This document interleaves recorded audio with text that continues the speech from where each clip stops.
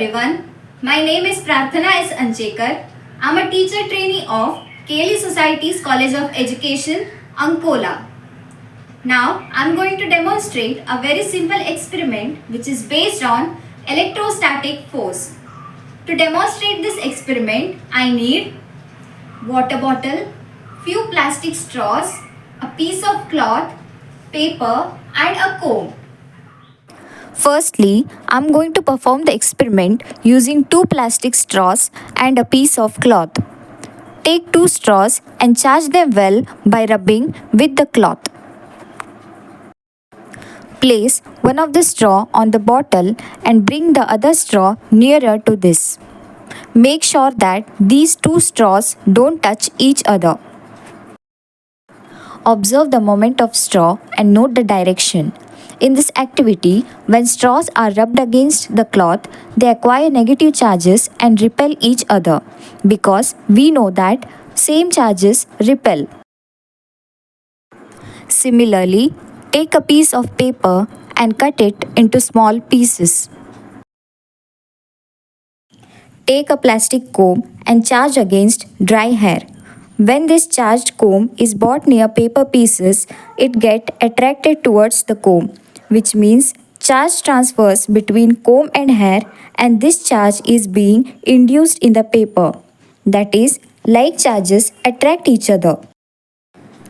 Now, what is electrostatic force? The electrostatic force is a force that arises between two charged objects such as protons, electrons, or ions. It's a result of the interaction between the electric fields surrounding these charged particles. The electrostatic force, also known as the Coulomb force, is a fundamental force of nature that acts between charged particles. Let us see how electrostatic force works. The electrostatic force acts between two charged particles in the following ways. Like charges repel. When two particles have the same type of charge, both positive or both negative, they repel each other.